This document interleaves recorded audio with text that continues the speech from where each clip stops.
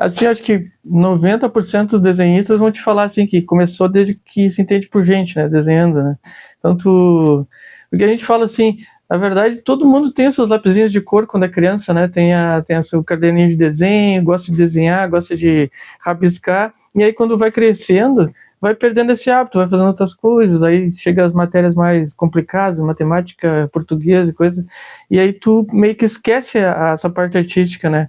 O desenhista sempre fala que é o cara que continua. Aí ele tenta aprender mais sobre isso, estuda mais, aí né, tenta descobrir os profissionais também que trabalham com isso para tentar se enriquecer mais.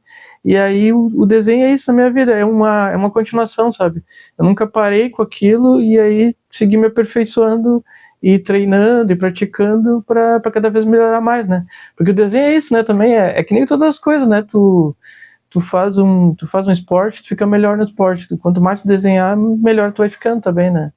Em qualquer atividade.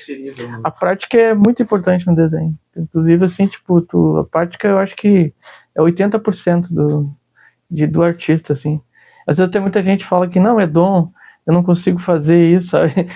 Eu acho que é muito mais o suor, a prática, tu gostar também daquilo, eu acho que é importante. E claro, tem que ter uma inclinaçãozinha, né? Tu não pode detestar fazer aquilo, né? Tem que gostar também de fazer bastante, né?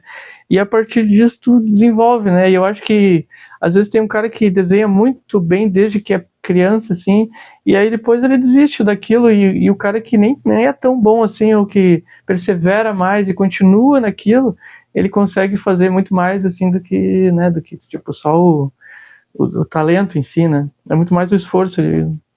Muito boa essa pergunta, porque assim, a gente desenha, né? Mas o que eu curto fazer mesmo é história em quadrinhos. Então, a gente não sei se tá filmando aqui, mas tem aqui uma história em quadrinhos.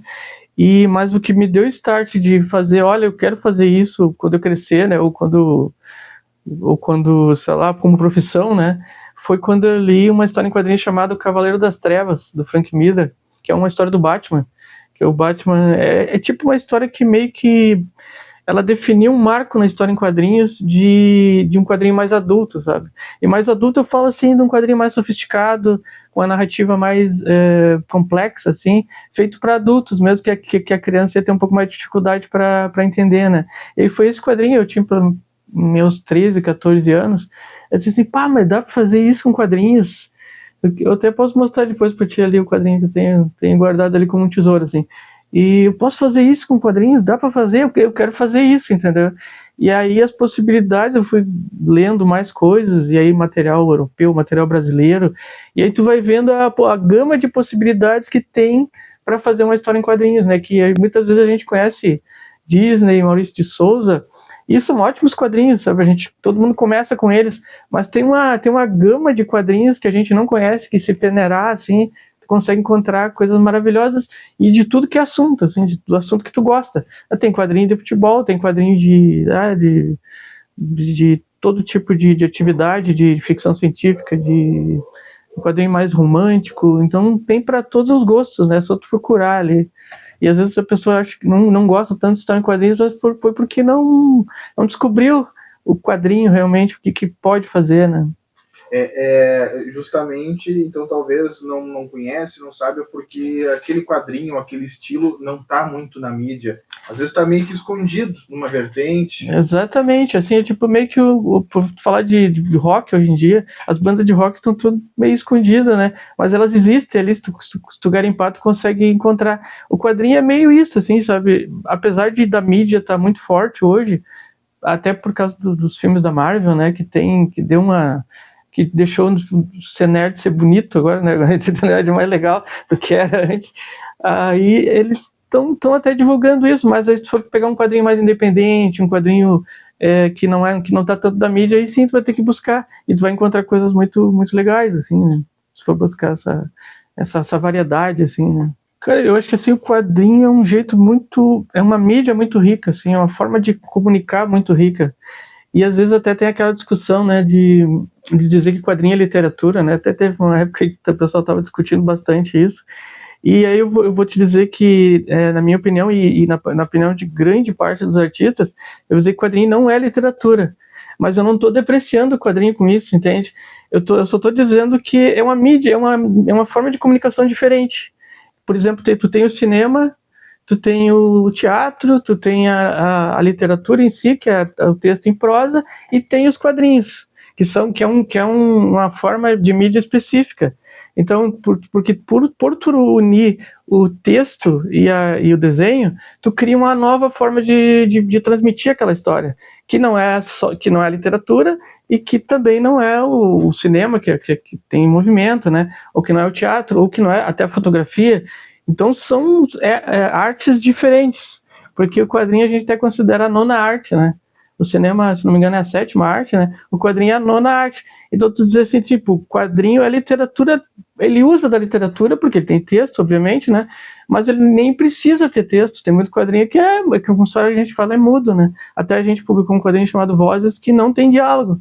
Ele só tem ali as onomatopeias, que são os sons escritos, né?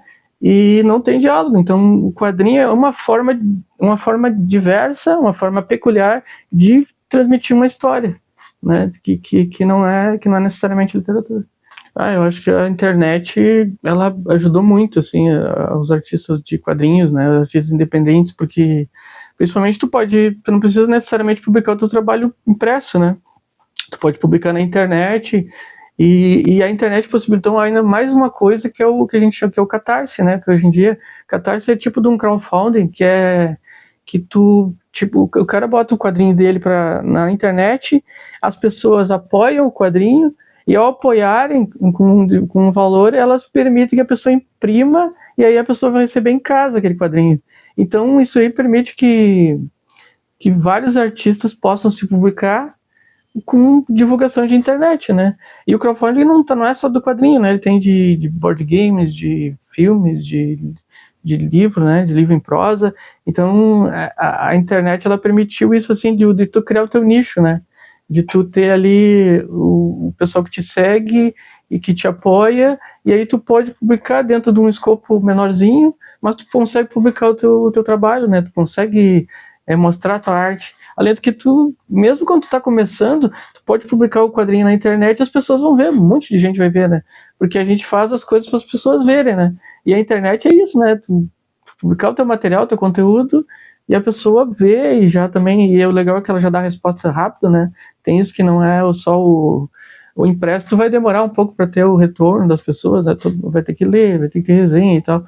Ali na internet já tem essa resposta rápida, a pessoa curte, a pessoa comenta, né?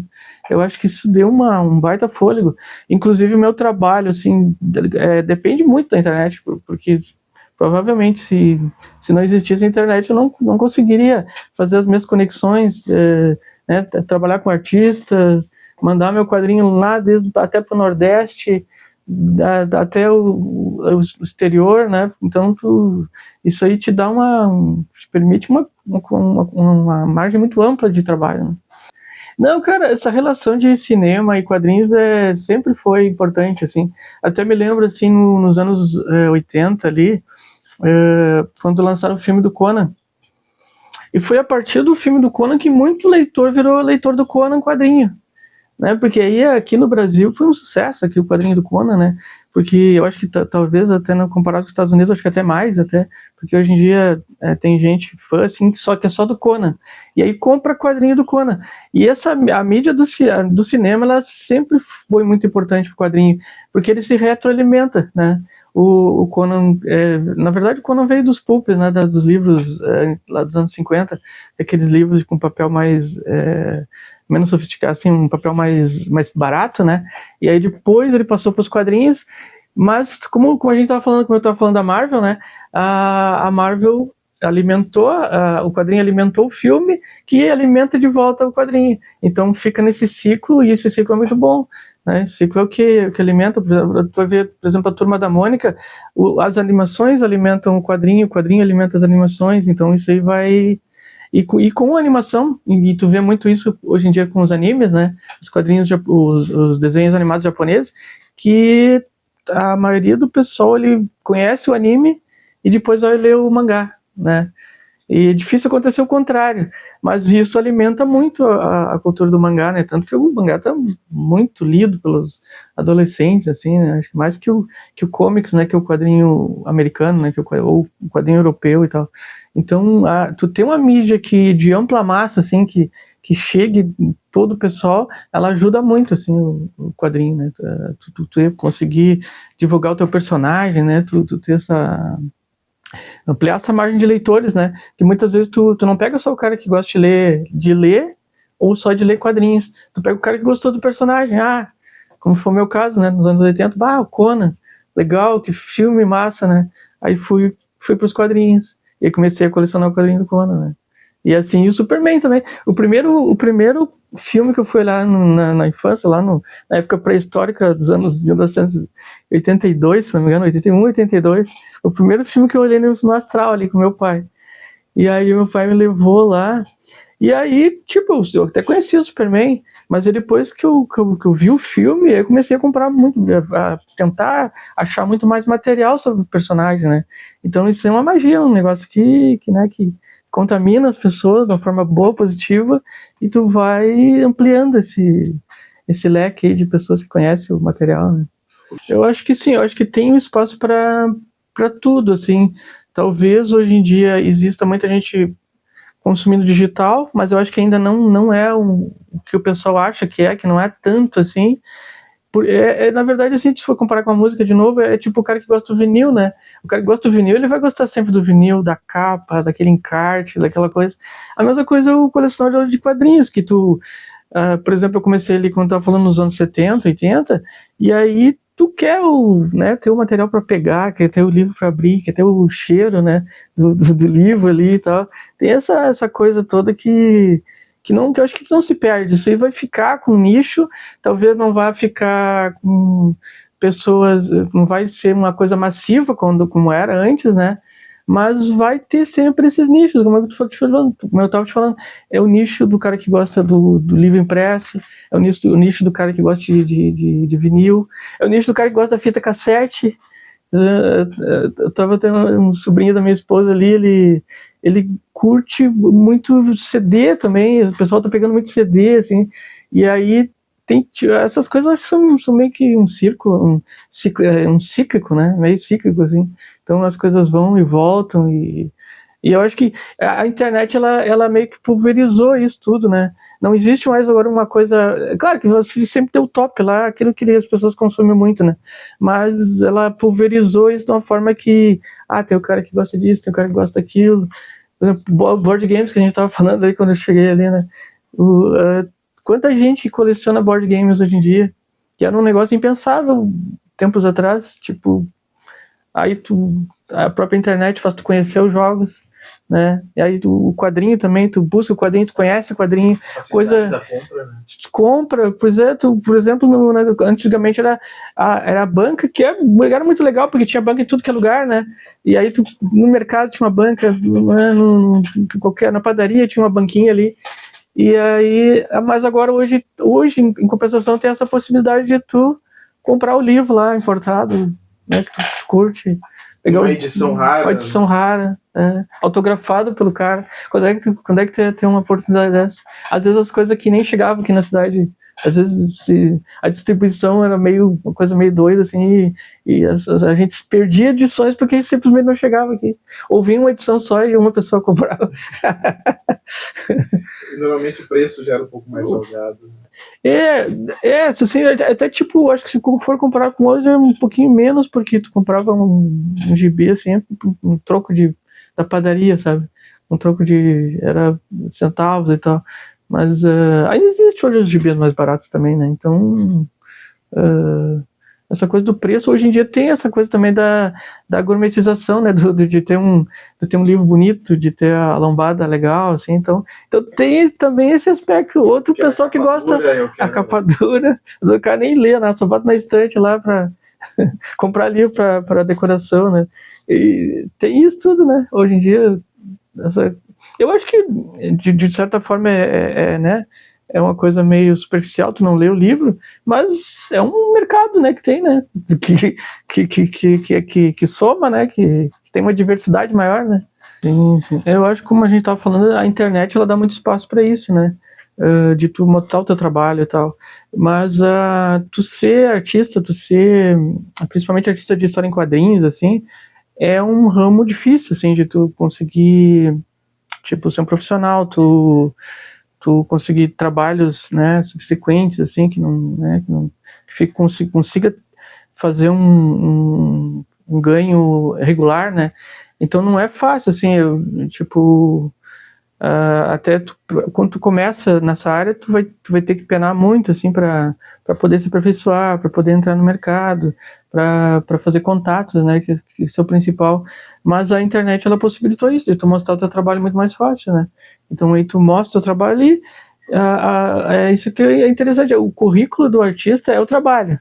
Não precisa nem dizer o que tu fez antes. Se o cara botou teu desenho ali, tu botou na internet, e o cara gostou, ele vai querer comprar, entendeu? Então, independente do que tu fez antes, se tu tem faculdade, se tu, né, trabalhou na empresa tal ou empresa tal. Então, essa coisa do artista está muito melhor, assim, sabe? Mas, profissionalmente, e inclusive a gente entra naquela história da inteligência artificial, né? Que tá tomando um espaço grande, assim, dos artistas, né? Mas eu sempre falo assim que, aí não sei se eu já posso discorrer sobre isso aí, mas assim, tipo, a inteligência artificial tá tomando bastante realmente trabalho de alguns artistas, mas eu comparo muito com quando eu comecei ali no Jornal Correio, lá nos anos 90, que eu fazia anúncio lá e a gente utilizava muito clip art pronto, né? Os clip artzinho pronto que a gente pegava CD ou depois veio pela internet e tu usava aquilo ali de forma rápida para compor o anúncio. Essa geração de imagens de inteligência artificial é meio isso, né? Tu vai pegar uma imagem rápida, uma coisa rapidinha ali para fazer um negócio rápido que é meio descartável, assim, né? Tipo um anúncio, tipo sei lá, um folder rápido ali, tu vai pegar uma imagem, né? Eu acho que o problema é quando tu for criar, por exemplo, uma obra artística com isso, um projeto todo com isso, entendeu? Tu pegar assim, eu tô lançando o meu livro, mas só que tudo ali é gerado por uma inteligência artificial. Então ali, o que tem de ti ali realmente? Além de um prompt ali, né, que o cara, por melhor criativo que o cara seja do prompt, é uma linha que tu escreveu. Tu não pegou a tinta, não sujou as mãos, ou tu não foi na tela do computador e ralou ali, né, pra fazer. E eu não falo assim nem do tempo de trabalho, né, não é nem isso, mas é colocar aquele toque humano na coisa. Porque eu sempre falo assim, qual é o diferencial da arte? O diferencial da arte é que é feito por nós seres humanos. Porque senão podia ser qualquer coisa. Tu pode até me banalizar a arte e dizer que é qualquer coisa, mas eu acho que o principal na arte é ser feita por nós, seres humanos, porque tu quer ver o que o outro está fazendo, tu quer captar aquela emoção que o cara colocou naquela obra, e aí tu fazendo um prompt ali, que emoção que tu tem, que história que tu tem. Eu posso te contar a história desse trabalho aí que a gente está lançando agora na Feira do Livro ali, o Mato de Matias, e o que foi, como é que foi a ideia, como é que começou, que partiu da ideia do neto do autor, do Mário. E aí, se tu criar só da partir de uma ferramenta ali, sabe? E assim, eu nem digo que seja uma ferramenta que não seja útil para nós, artistas, sabe? Tu até pode partir dali, mas só partir dali, né? Aquele não é o trabalho final, né? Não é o trabalho né, que tu vai expor, né? Que tu vai fazer ali e tal. Então, eu acho que na verdade, assim, esse desenho gerado por computador, no futuro, ele vai ser muito tão corriqueiro, assim, que o diferencial vai ser tu fazer de outro jeito, sabe? Vai ser tipo, aquele faz um videozinho rapidinho ali, 1 minuto, tá, mas aí o cara que fez, ele tem, até pelos defeitos, os defeitos é que fazem o negócio ser interessante, sabe? Muitas vezes o maneirismo do artista, o erro do artista é o que faz aquela arte ser legal, entendeu? E ali não, tu tem uma arte pasteurizada, uma arte que é, né, que é reproduzida, assim, um vai reproduzir, vai ser parecido com o outro, e depois ela vai se retroalimentar, ela vai se alimentar dela mesma, vai ser mais pasteurizado aquilo ainda, né? Então